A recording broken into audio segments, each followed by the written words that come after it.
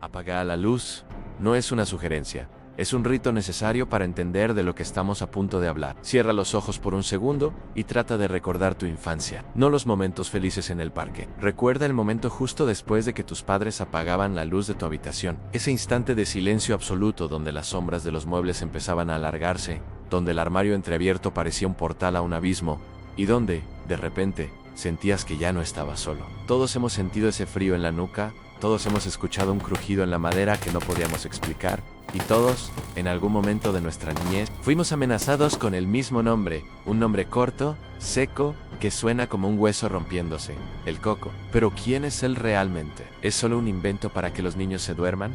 ¿O es algo mucho más antiguo? Hoy vamos a descender a las profundidades de esta leyenda, vamos a desenterrar sus orígenes, sus formas y la aterradora posibilidad de que, después de todo, el coco nunca se fue de tu habitación. Solo aprendió a esconderse mejor. Para entender al monstruo, debemos rastrear su nombre.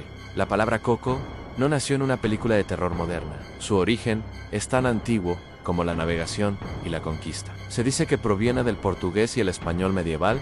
En el siglo XV, los marineros de la península ibérica llamaban coco a cualquier objeto circular que tuviera 3 agujeros, asemejándose a un rostro humano con 2 ojos y una boca abierta en un grito eterno. De hecho, cuando los exploradores llegaron a América y vieron por primera vez el fruto que hoy conocemos, lo llamaron coco, porque su cáscara rugosa y sus 3 orificios le recordaban a este ser de las pesadillas. Pero el nombre es lo de menos, lo que importa es la entidad. En España, Portugal y toda América Latina, el coco ha mutado. En algunos lugares es el cuco, en otros la cuca, y en otros se fusiona con la figura del hombre del saco, pero su esencia permanece intacta. Es el devorador de niños desobedientes, el acechador de la oscuridad, la representación física del miedo a lo desconocido. A diferencia de Drácula o el monstruo de Frankenstein, el coco no tiene una forma fija, no puedes describirlo con precisión. Y eso es lo que lo hace tan efectivo. Se trata de una sombra, es el espacio negro debajo de tu cama. El coco es un cambiaformas por necesidad, porque se alimenta de lo que más te aterra a ti. Si te dan miedo las manos largas, él los tendrá. Si te aterra el brillo de unos ojos amarillos en la oscuridad, eso será lo último que veas. Pensemos por un momento en la crueldad de nuestras tradiciones. No hay nada más sagrado que una madre cantándole a su hijo para que concilie el sueño. Es un acto de amor, de protección. Y sin embargo, en nuestra cultura, hemos transformado ese momento en una advertencia de muerte. Duérmete, niño, duérmete ya, que viene el coco y te comerá. Analiza la letra, no dice que el coco te va a asustar, dice que te va a comer. Es un recordatorio atávico de que somos presa. Estamos enseñando a nuestros hijos, antes de que aprendan a leer o a caminar correctamente, que existe algo en la oscuridad que tiene hambre y que la única forma de estar a salvo es cerrando los ojos y fingiendo que no existe. Pero el coco sabe que estás despierto, él escucha tu respiración agitada, él sabe que tu corazón late como un tambor contra el pecho, y ese sonido es, para él, una campana de cena. ¿Por qué como sociedad hemos mantenido viva esta amenaza durante siglos? Algunos psicólogos dicen que es una herramienta de control, una forma de externalizar la disciplina. Pero hay otra teoría, una más oscura quizás. Los antiguos sabían algo que nosotros hemos olvidado. Quizás la canción no es una herramienta de crianza, sino una advertencia real, una forma de preparar al niño para un mundo, donde el mal no siempre tiene un rostro humano. A medida que viajamos por el mapa, el coco cambia de piel. En Brasil, se convierte en la cuca, una figura con aspecto de cocodrilo y cabello rubio desgreñado, que nunca duerme y que atrapa a los niños que se resisten al sueño. En los países andinos se habla del abuelo o del huari, seres que habitan en las cuevas y que reclaman tributos de carne joven. Pero quizás la versión más perturbadora es la del hombre del saco. A diferencia del coco espiritual, el hombre del saco es físico. Es un hombre viejo, encorvado, con una bolsa de arpillera donde guarda a los niños que se alejan demasiado de casa. Esta versión de la leyenda tiene raíces históricas trágicas, basadas en criminales reales que secuestraban niños. Pero en el folclore se ha elevado a un nivel sobrenatural. El hombre del saco es el que camina por las calles al atardecer, el que se queda parado bajo la luz de una farola que parpadea, esperando a que te descuides. ¿Qué hace el coco con los niños que se lleva? Las leyendas nunca son claras en esto. Y ahí reside el verdadero horror. Algunos dicen que los lleva a una dimensión de sombra eterna, donde el tiempo no pasa. Otros dicen que los devora lentamente, nutriéndose no solo de su carne, sino de su miedo y sus recuerdos. en algunas versiones de España. El coco se lleva a los niños al limbo, un lugar donde no hay luz ni sonido, solo la presencia constante de él, observándote desde el rincón de una habitación que no tiene puertas ni ventanas. Si tuviéramos que intentar describir lo indescriptible, ¿qué veríamos? Aquellos que afirman haber tenido encuentros cercanos con lo que llaman el hombre de las sombras. Una versión moderna del coco describen una figura humana excesivamente alta y delgada. Sus extremidades parecen ser demasiado largas para su cuerpo, como si sus huesos se hubieran estirado en una tortura eterna. No tiene rostro, solo una superficie lisa de oscuridad. O quizás, si la luz es la adecuada, dos cuencas vacías que parecen absorber la energía de la habitación. El coco no camina, se desliza, no abre puertas, simplemente ya está del otro lado. Su presencia se nota por el cambio en la temperatura. ¿Alguna vez has sentido ese repentino escalofrío que te hace erizar la piel, incluso en una noche calurosa de verano? Esa es su estela. Es el aire frío que trae consigo desde el lugar de donde viene. A menudo, el coco utiliza el sonido para desestabilizar a sus víctimas. Un rascado sutil en la pared, el sonido de algo pesado siendo arrastrado en el piso de arriba, cuando sabes que no hay nadie. O lo más aterrador de todo, el sonido de tu propio nombre susurrado con la voz de alguien en quien confías, pero con un tono incorrecto, una distorsión que te indica que lo que está al otro lado de la puerta no es tu madre, ni tu padre, ni tu hermano. ¿Podrías pensar que en el siglo XXI, con nuestra tecnología, nuestras luces LED y nuestras ciudades que nunca duermen, el coco habría desaparecido? Pero te equivocas. El coco simplemente ha evolucionado. Ahora lo llamamos de otras formas. Lo encontramos en los foros de internet como Slenderman o en los relatos de la parálisis del sueño. Cientos de miles de personas en todo el mundo reportan la misma experiencia. Se despiertan en medio de la noche, incapaces de mover un solo músculo. Sienten un peso opresivo en el pecho, como si una bestia estuviera sentada sobre ellos. Y en el rincón de la habitación siempre hay una figura negra, una sombra más oscura que la propia oscuridad, observando, esperando. Los médicos lo llaman un fallo en la transición del sueño, una mezcla entre el estado de vigilia y el sueño REM. Pero para quien lo vive, no hay explicación científica que valga. La sensación de una presencia maligna es demasiado real. Es el coco reclamando su territorio en el subconsciente moderno. Él ya no necesita que los padres canten nanas para existir. Él vive en el espacio entre nuestras neuronas, en ese breve instante de vulnerabilidad donde el cerebro no puede distinguir entre el sueño y la realidad. Permíteme contarte una historia. No es una leyenda antigua, sino algo que podría estar pasándole a alguien en este mismo momento. Imagina a un niño de unos 7 años, llamémoslo Julián. Julián es un niño valiente, pero tiene una regla de oro. Nunca deja que sus pies sobresalgan del borde de la cama. Cree, con una certeza religiosa, que si 1 centímetro de su piel queda expuesto fuera del refugio de sus mantas, algo tirará de él. Una noche, el calor es insoportable, Julián da vueltas en la cama, sus padres están en la habitación de al lado, puede oír el murmullo de la televisión. Eso debería darle seguridad, pero es todo lo contrario. El aire en su cuarto se siente denso, como si estuviera lleno de humo invisible. De repente, escucha un sonido. Es el sonido de unas uñas largas golpeando rítmicamente contra el suelo de madera. Julián se queda paralizado. El sonido viene de dentro de su armario. La puerta, que él juraría haber cerrado antes de acostarse, está abierta apenas un par de centímetros. Una rendija de negrura absoluta. Él quiere gritar, pero su garganta está seca. El sonido desaparece.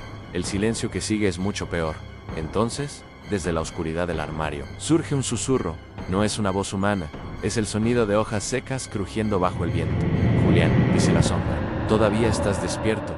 Julián se cubre la cabeza con la manta. Sus manos tiemblan. Él sabe que la manta no es un escudo real, pero es lo único que tiene. Siente que algo se aproxima a la cama. El colchón se hunde levemente, como si alguien estuviera apoyando una mano o una garra. Tus padres no pueden oírte, continúa el susurro, porque tú ya no estás en su mundo. Estás en el mío, Julián. Cierra los ojos con tanta fuerza que le duele. Reza oraciones que apenas recuerda. Y entonces siente un aliento frío, con olor a tierra húmeda y a cosas viejas, justo al lado de su oído. No te comas las uñas, Julián. No te quedará nada para cuando yo empiece a morder. Al día siguiente, los padres de Julián encuentran la habitación vacía. La cama está perfectamente hecha, pero hay algo extraño en el suelo de madera, justo frente al armario. Hay 3 marcas profundas, como si algo con garras de hierro hubiera intentado aferrarse al suelo antes de ser arrastrado hacia adentro. Julián nunca regresó, y en ese barrio, desde entonces, nadie vuelve a dejar la puerta del armario abierta. Este relato toca una fibra sensible porque el coco representa el miedo definitivo, la pérdida de seguridad en el hogar. Tu hogar es tu santuario. ¿Tu cama es tu lugar de descanso? ¿Que algo pueda invadir ese espacio? ¿Que algo pueda estar allí, esperando bajo la cama o detrás de la ropa colgada? Rompe nuestro contrato básico con la realidad. El coco no es un asesino en serie al que puedes atrapar, no es un animal al que puedes disparar. Es una fuerza de la naturaleza. Es la encarnación del hecho de que, por mucho que avancemos, seguimos siendo criaturas vulnerables. El coco nos recuerda que la luz es un invento reciente. Pero la oscuridad ha estado aquí desde el principio de los tiempos. En la mitología griega, existían las lamias y los empusas, seres que devoraban niños. En la cultura judía, Lilith acechaba en las sombras de la noche. En todas las civilizaciones, sin excepción, existe la figura del secuestrador nocturno. Esto nos lleva a una conclusión inquietante. El coco no es una historia que inventamos para asustar a los niños. El coco es el nombre que le dimos a algo que ya estaba ahí. Es una memoria ancestral. Quizás, hace miles de años, algo acechaba a nuestros ancestros en la periferia de las fogatas. Algo que se llevaba a los miembros más débiles de la tribu, cuando la luz del fuego se desvanecía. Sobrevivimos como especie, porque aprendimos a temer a la oscuridad. El miedo al coco no es una debilidad, es un mecanismo de supervivencia que se quedó grabado en nuestro cerebro reptiliano. Hay quienes dicen que el coco no viene de afuera, sino de adentro, que es una proyección de nuestros propios miedos, culpas y ansiedades. Que cuando un niño ve una sombra en el rincón, está viendo el reflejo de su propio subconsciente, que empieza a comprender que el mundo no es un lugar seguro. Pero si eso es cierto, ¿cómo explicamos los casos de personas que, sin conocer la leyenda, ven la misma figura? ¿Cómo explicamos que un niño en una aldea remota de los Andes y un niño en un apartamento de lujo en Nueva York describan al mismo ser con dedos largos y sin rostro? Existe una teoría en el ocultismo que habla de los egregores. Un egregor es una entidad creada por el pensamiento colectivo de muchas personas. Si durante siglos, millones de padres han alimentado la idea del coco, y millones de niños han volcado su miedo más puro en esa imagen. Es posible que hayamos creado al coco. Es posible que le hayamos dado una realidad en un plano existencial que no comprendemos del todo. Él existe porque creemos en él, y cuanto más miedo le tenemos, más fuerte se vuelve. Él es el parásito definitivo. Se alimenta de la emoción humana más potente. Por eso no te mata de inmediato. Por eso prefiere acechar, rasguñar, susurrar. Quiere que el miedo fermente, quiere que tu habitación se llene de esa energía espesa de la que él se nutre antes de dar el golpe final. A veces, la realidad es más aterradora que la ficción. En la historia de España, existió un caso real que alimentó la leyenda del hombre del saco. A principios del siglo XX, en Almería, un hombre llamado Francisco Leona secuestró a un niño de 7 años. Leona, un curandero desesperado y cruel, creía que la sangre de un niño sano podía curar la tuberculosis de un cliente rico. Este monstruo de carne y hueso metió al niño en un saco y se lo llevó a una cueva para cometer un crimen indescriptible. Cuando la gente del pueblo se enteró, la figura del hombre del saco dejó de ser un cuento para asustar y se convirtió en una cicatriz en la psique colectiva. El coco, a veces, usa máscaras humanas. A veces, el monstruo no vive bajo la cama, sino que vive en la casa de al lado, o camina entre nosotros con una sonrisa amable mientras sostiene un saco invisible. Esta es la dualidad del coco. Es un espíritu, una sombra, pero también es la representación de todo lo malo que los adultos sabemos que existe, pero que no sabemos cómo explicar a un niño. El coco es el nombre que le damos al mal absoluto, a ese que no tiene motivo, que no tiene piedad y que no puede ser razonado. Si has llegado hasta aquí, es probable que la próxima vez que te vayas a dormir, la leyenda del coco esté fresca en tu mente. Mirarás ese rincón oscuro de tu cuarto con un poco más de sospecha. Escucharás los ruidos de tu casa con una atención diferente. ¿Hay alguna forma de protegerse? Los antiguos decían que el coco no puede entrar en un círculo de sal, o que teme a la luz de una vela bendecida. Pero en el mundo moderno, esas protecciones parecen insuficientes. La verdadera protección, dicen algunos, es no mostrar miedo. El coco se siente atraído por el pavor. Si te mantienes firme, si ignoras los susurros y los rascados, él terminará por buscar una presa más fácil. Pero es difícil, ¿verdad? Es difícil no tener miedo cuando sientes que algo te observa. Es difícil no mirar debajo de la cama cuando escuchas un suspiro que no es el tuyo. Al final, la leyenda del coco es la historia de nuestra propia oscuridad. Es el recordatorio de que no importa cuántos rascacielos construyamos o cuántos satélites enviemos al espacio, siempre habrá un rincón donde la luz no llega. Siempre habrá un misterio que no podemos resolver. El coco es eterno. Ha estado aquí desde el primer grito del primer niño. Y estará aquí cuando la última estrella del universo se apague. Él es la oscuridad que espera al final de todo. Él es el silencio que sigue a la última palabra. Así que, esta noche, cuando te metas bajo las sábanas, ten cuidado, no te confíes, porque ya no eres un niño. El Coco no tiene prejuicios de edad. Él recuerda tu nombre. Él recuerda cómo olía tu miedo cuando tenías 5 años. Y ha estado esperando pacientemente a que volvieras a estar solo y en silencio. Antes de cerrar los ojos, asegúrate de que la puerta del armario esté bien cerrada.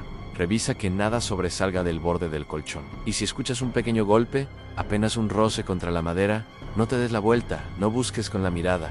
Porque a veces, el Coco no está escondido en la oscuridad a veces. El Coco es lo que ves cuando finalmente te atreves a mirar el espejo en medio de la noche. Buena noche, si es que puedes dormir.